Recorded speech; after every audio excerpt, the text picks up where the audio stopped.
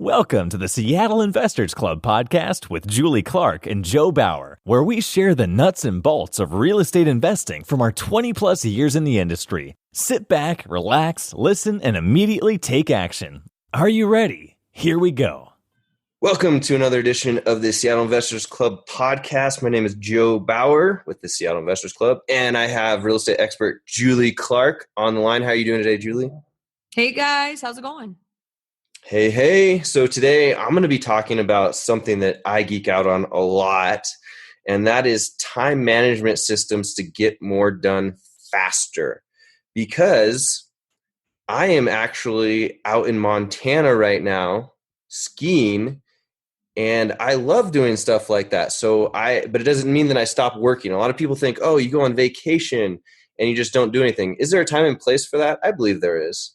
But I like to get things done, even though I'm out, doing runs on the ski hill. So if I can make sure that I have systems in place in order to have me maximize what I am doing, then I can get just as much done as the next person in, let's say, 4 hours, where they might take 8 hours just because they're not as focused. And today I'm going to be sharing with you how I do that. What do you think, Julie? Thanks for rubbing it in, Joe. Thanks for rubbing it in. I think that there's something that I hear, I think it's Tim Ferriss say a lot, and that's just like making sure that we're not working for work's sake. Because a lot of times these entrepreneurs will get into this habit of like, all right, I have a business and everybody tells me I need to work 14-hour days in order to get the business off the ground. Cool if you are actually working 14 hours a day and it's moving the business forward. But you got to ask yourself, what exactly is going to move your business forward? And are you even thinking about that? Or are you just, having alerts pop up and you're just, putting those fires out as fast as you can? I just shut down my Facebook page. Thanks, Joe. Awesome. Yep. Keep that Facebook page closed and turn off the notifications on the phone, on the computer, on the iPad, all that stuff. Whoa, what was that? How about if I want to work in my daily... Huh? Can you hear me? Yeah. Yep. I said I'd like to work in watching the Ellen DeGeneres show on a daily basis. Is that against the rules? Not if you think that it's going to be beneficial for you in some way, or that you have some reason for doing it. Word. I think that a lot of people just take something like that and they don't think about what they're doing it for. Like, is it like something where they're turning their brain off? And that's fine. Totally cool. But if you start tracking, and I have people that I coach actually, and I have them do this, track the number of hours of TV they watch in a week. Holy smokes. You would be amazed by the number of hours the typical person watches TV in a week, especially these people that are coming to me that either want to get better at business or fitness or nutrition or something like that. It doesn't really matter, right? If you're focusing on a particular goal and you start tracking things so that you can get more done, and you find that you're watching 30 hours of TV a week, don't you think that there would be something better you could do with your time? Heck yeah. That's such a simple thing too to track, right? And such a life-changing in your face realization, I would say. So heck yeah. Totally. And on a side note, is like anything that you want to get better at, you should definitely track it. We try and track as much as we possibly can in our business. And that's no different with like your time management systems, right? How much time do you spend doing these things? And knowing how much time you spend is going to help you to get more things done. Word. So what I'm going to do here is I'm going to jump into how I use my time management system. And the first thing that I'm going to talk about is scheduling. And what I'm going to tell you to do is schedule everything. And you might be like, well, I don't even use my calendar or whatever. Well, I'm going to ask you to start doing that. And it's super easy. The calendars that I recommend and that I like are either just a simple free Google Calendar, an Apple Calendar, an Outlook Calendar. We all have these things available to us. But what you're going to do is you're just going to start at first scheduling things that you're doing. So write in your calendar, I worked from 9 to noon. Then I had lunch from noon to 1. Then I went and had, a coffee meeting from, 1:30 to 3, and then so on and so forth, so that you start to see what you're doing during your day. And another thing that I want you guys to start thinking about is even scheduling the time that you are checking your email or your social calendars or your social media. Because a lot of time people will get sucked into those holes where they spend way more time than they should on those particular things, and they're not necessarily moving their business forward. Do I think there's a time and a place for email and social media? Abso-freaking-lutely. But I don't think that when you are running a business that that's necessarily the best time to spend, or at least to have your attention taken, when you should be spending it someplace else. So start by just tracking on your calendar. And you could even do it in the past. So just figure out, you pull it up a week view and figure out what you've done for the last week. So you could look at the last week and be like, oh, this is where I spent my time. Then what you're going to start doing is doing it proactively and scheduling out ahead of time what you want to actually get done and being as specific as you possibly can. So what I like to do is I break my schedule up into different categories. And one of them that you should start with is focus time. And this could be different for every particular business. Like my focus time is going to be completely different than Julie's focus time. And an example of that would be that it doesn't just have to be called focus time. It could be like I'm writing, emails to our email list, because that's going to be something that gets more views to our website, more people to our events. And if we're selling a property or something like that, then more, deals closed in the pipeline. So that focus time. But Julie, what's an example of a focus time event that you would do on a regular basis? Spending time with my kids, activities with the kids, skateboarding every Saturday or Sunday with Addison, or ski lessons every Sunday, that kind of stuff for sure.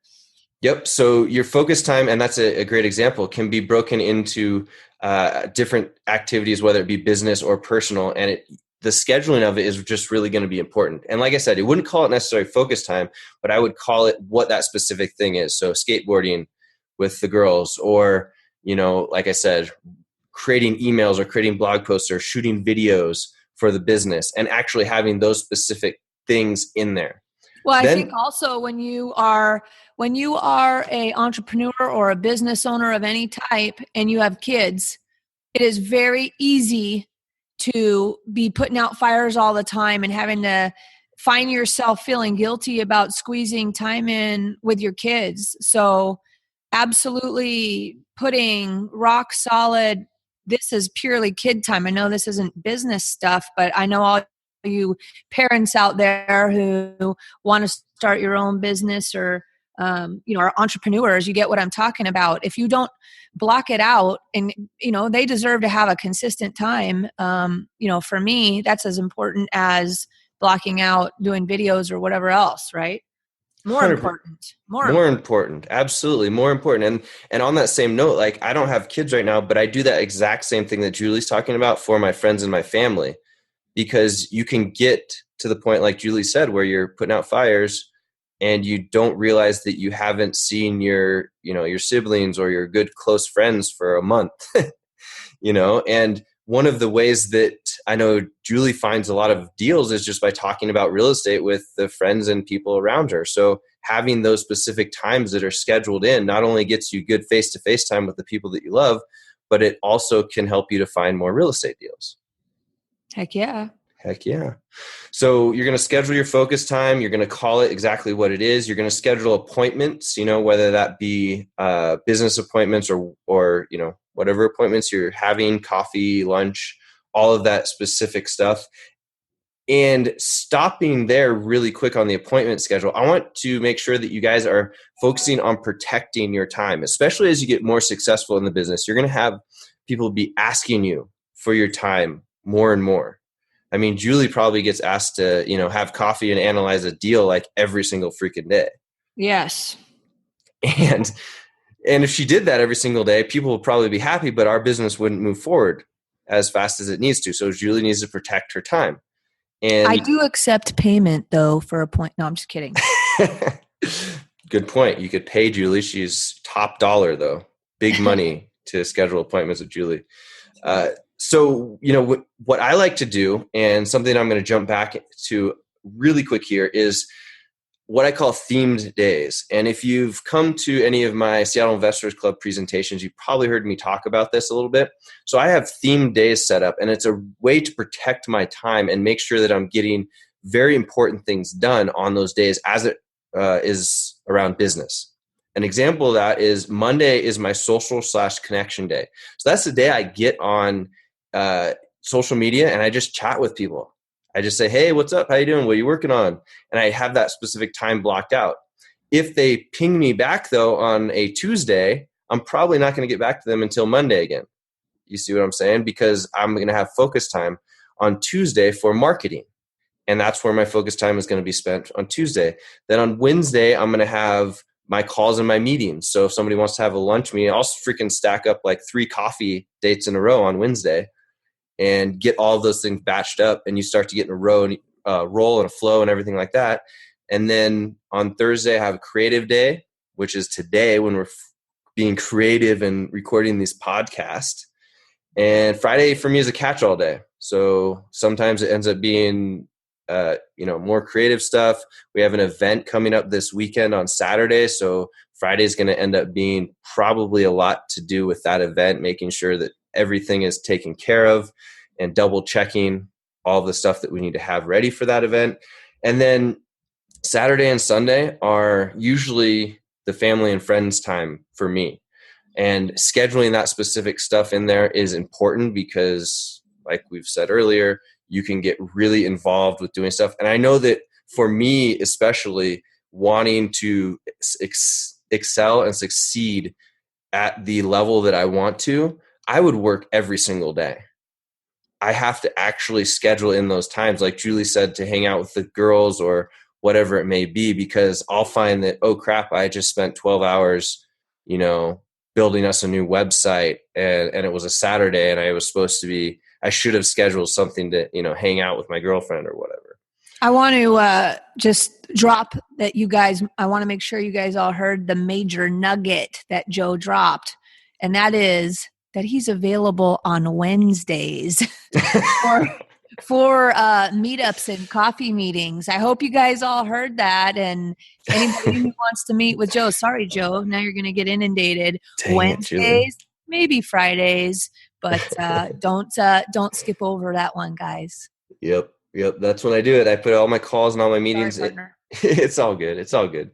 And I did want to make sure and put a note in here as well that we're in the real estate business. And I know that Julie and I talk about this when it comes to scheduling and like how I'm very scheduled, and she has appointments and things like that can sometimes need to happen right away. And these rules that I set up are not necessarily rules that cannot be broken. So if somebody needs to have an appointment with one of us that could be, $100,000 in our pocket, we're going to break this rule and we're going to go have that appointment. But the key is to know that the scheduling is the norm. So if you have to break that particular rule on a Monday, and I'm supposed to be, talking with people on Facebook and reaching out that way, I just hop back to the next Monday. Maybe I won't have a $100,000 appointment that I need to go to on that particular day, but you just have to have it be the norm. It's kind of like, I think about it like a diet. If you go and have pizza one day, it doesn't mean that your diet is broken. It means that you had a cheat day and you just hop back to eating good the next day and you continue on the path. Let me ask you a question on that. So your rule that you suggest on this is if somebody misses their scheduled time for whatever it is that's scheduled for that spot because they have, a unique opportunity that it doesn't have flexibility when you have to take action on it. You're saying that if you miss your Monday time doing whatever, that you push to the next Monday time. You don't find a time, because you're so highly scheduled or it has to fit on your Friday catch-all day, that you wait till the following week, rather than drop it in on, Wednesday at whatever time that you might have free later. It's a good question, Julie. So the true answer is it depends. If I have, like, for example, let's say that there was a big meeting that came up on Tuesday, and that's the marketing day, and we needed to get mail out. I wouldn't wait till the next Tuesday, but let's say that Wednesday my day was completely filled with meetings. I can't really move it to Tuesday, so I could try and move it to Thursday, or I could try and move it to Friday. Or let's say my Wednesday didn't end up having meetings that day, then I would just drag that particular event in my calendar to, let's say, Wednesday. And it's totally cool to float those things around. It's just that you have these kind of templates so that you know what you're supposed to be doing at a particular time. Because with entrepreneurs, man, you know, the whole shiny object thing is like, I could go down a rabbit hole really easy and start watching webinars, and then, you know, find somebody's cool email, and then start reading this book, and then look back at my day and be like, holy crap, I was supposed to do marketing today, and oops, you know, I thought I had something really, really, or I didn't have something scheduled, so I didn't hold myself accountable to it. You know, because a lot of people are used to having jobs, and they have a boss, and that boss tells them what to do. You know? Yep. So, or you have a partner that is a master at scheduling, and when you mess up your schedule, you get like a small electric shock. Is that working? Yeah. I'm like, boom. Yeah. I tried installing that the last time I was at your house, but I wasn't sure if it was working right. What that is. Yeah. Right? Well, unfortunately, I think Buddy ended up eating that. So he's been acting a little weird lately. That might be. Right, Buddy? Yeah. He's over there sleeping. Yeah, he scheduled that sleep time, right? That's right. Buddy is our secret advisor, a 1-year-old Labradoodle. Mm-hmm. We love Buddy. Love you, Buddy.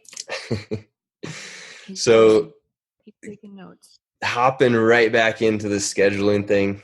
You get it. Schedule everything. You know, you have the focus time, you have appointments. Something that I did want to touch on, though, is, and dig into a little bit deeper, we're going to talk about, is email.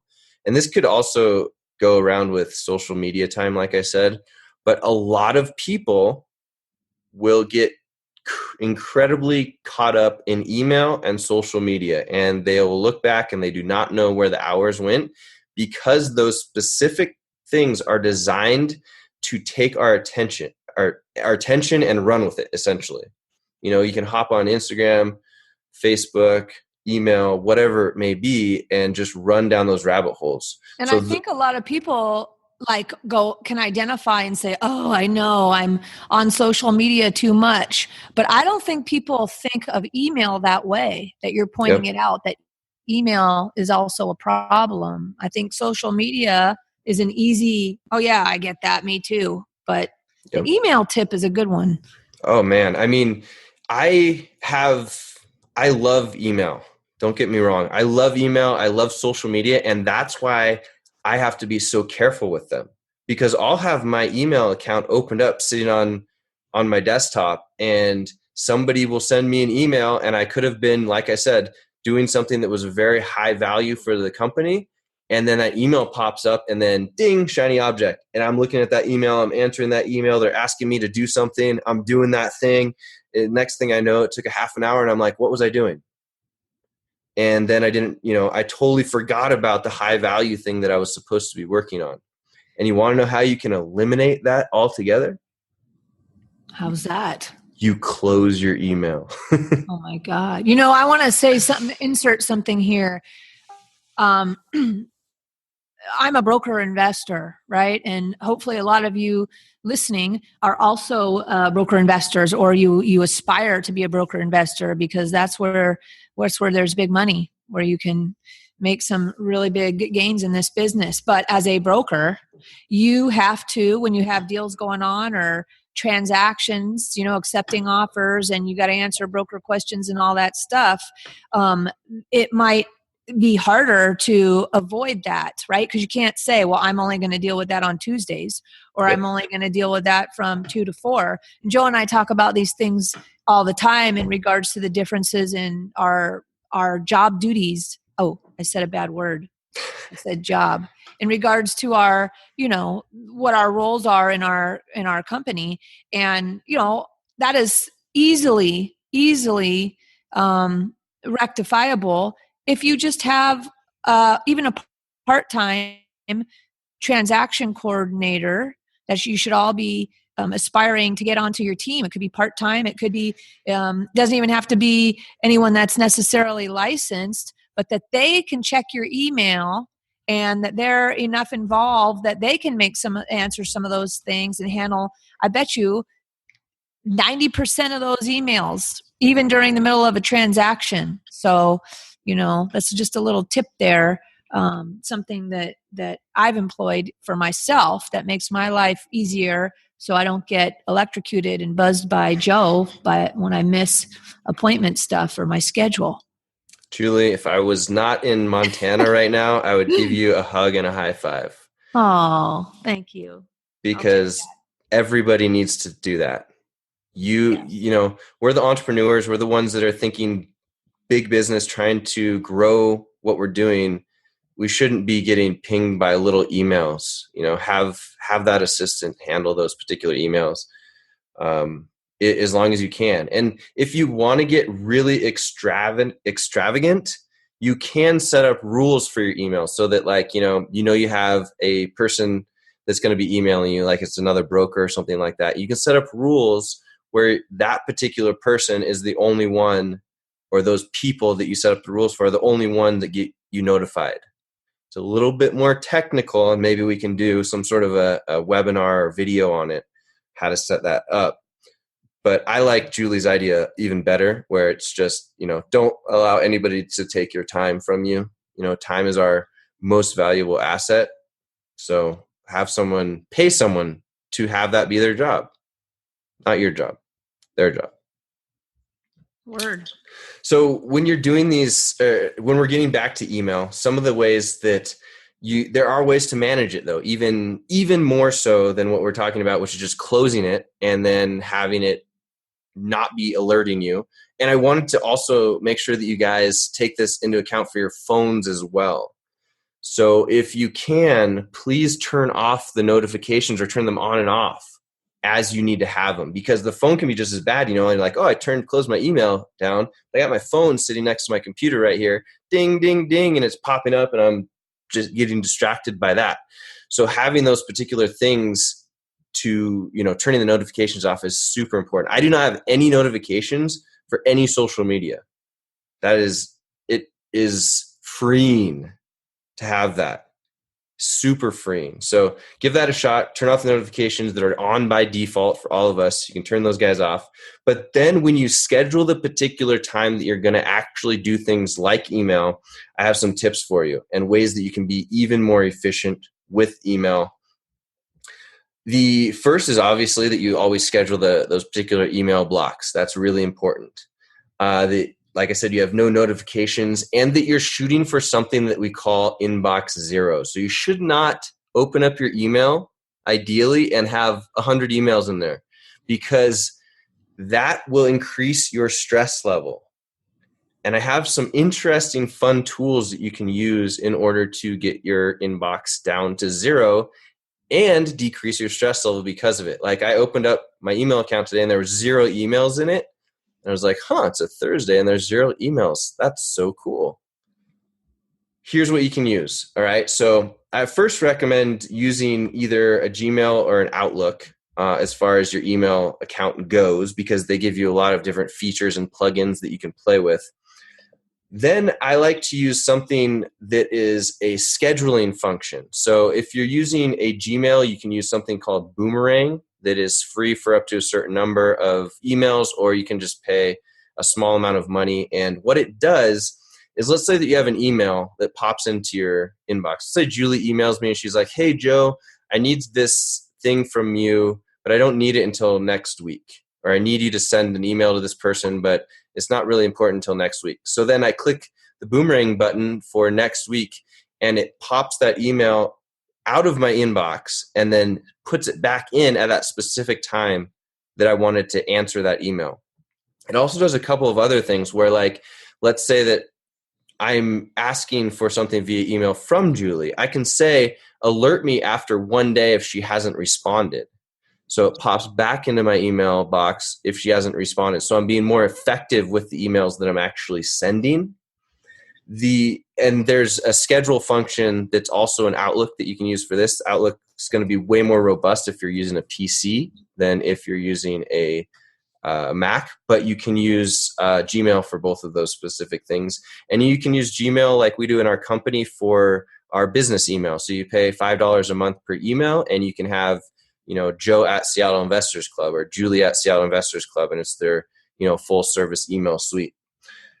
Then you can also use things called Send Later. And this is something that I use a lot.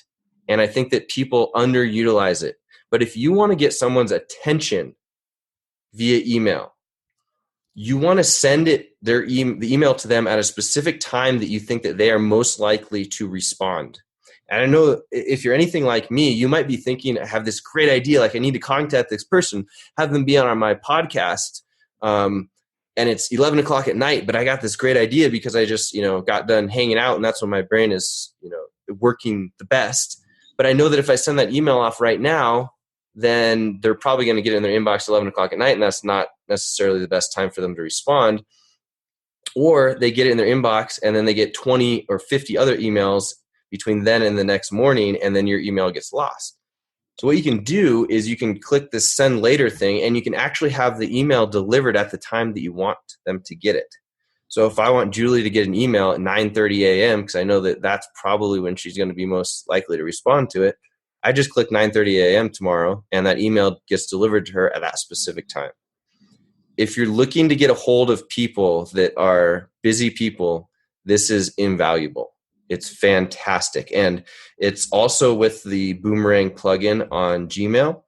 And I know that Outlook has this function on PCs, but not on Macs. So start playing with those particular things.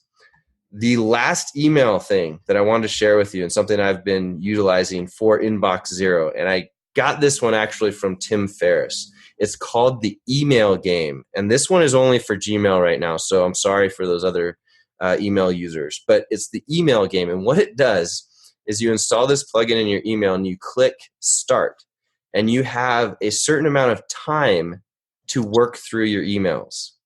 So, and after that time is up, then it shuts down your email. So you have, let's say, 3 or 5 minutes, and you blast through those particular emails. And when you have an actual time limit on those things, you tend to get through the emails that are just sitting there that you're like, I need to do something with this, but I might not do it. You either boomerang it to another time that you want to have it specifically so you can answer that longer email, or you just fire it off right then and get it done, get it out of your life. So check that out. It's called the Email Game for Gmail. And all of these things I'll put links to in the show notes at SeattleInvestorsClub.com/21. That's SeattleInvestorsClub.com/21. So that's what I have for email. So it's closed always. You use things like Boomerang or Outlook in order to get those emails scheduled or sent at a particular time so that you be way more effective with them and get your inbox to zero so that you have less stress around that particular email function. And last but not least on this, once you get into scheduling your time so that you can get more done faster, I recommend doing or picking a day to actually set up your week as best as you can. And things are going to obviously change, but I like to use Sunday with a cup of coffee is when I do it. Sunday morning with a cup of coffee is called my reflect and plan time. So I have a little reflecting routine that I go through where I think about and write down the things that I did that I really enjoyed from the last week, and the things that I learned, and then the things that I want to change. So I write those down, keep track of them, and then I go into planning the next week. So I start to make sure that my schedule is the way that I want it to. I time block all of my times for that particular next week, and then I'm totally ready to rock. And if things need to change and things get crazy like they do in real estate, then you know how to deal with those. You move those things around. You have the rules that are set up. And then trust me, if you keep this, you will get more done faster. And you should also challenge yourself. Like, see if you can get all the things that you need to get done in a shorter block of time because you scheduled it. Sometimes you'll do it and sometimes you won't. I mean, on Thursday is a good example, is that we have a podcast. Actually, I have 2 podcasts that go out on Thursdays. We record 2 or more podcasts on Thursdays, and we have emails for the podcast that go out on Thursdays. And if there's any videos that need to be done for our Seattle Investors Club members, that also happens on Thursday. So I time block these things, and sometimes I'm able to get them done incredibly fast, and other times it doesn't work out, and you adjust it and you try and either move them to another day or you just extend your time block period. But if you do that and you hold yourself accountable, you'll have not only gotten way more done faster, but you'll have way more time to do other things, whether that mean more work, hanging out with the friends, the family, whatever that may be. Boom. Boom shakalaka. Mic drop. All right. Joe has earned his time on today. Dang.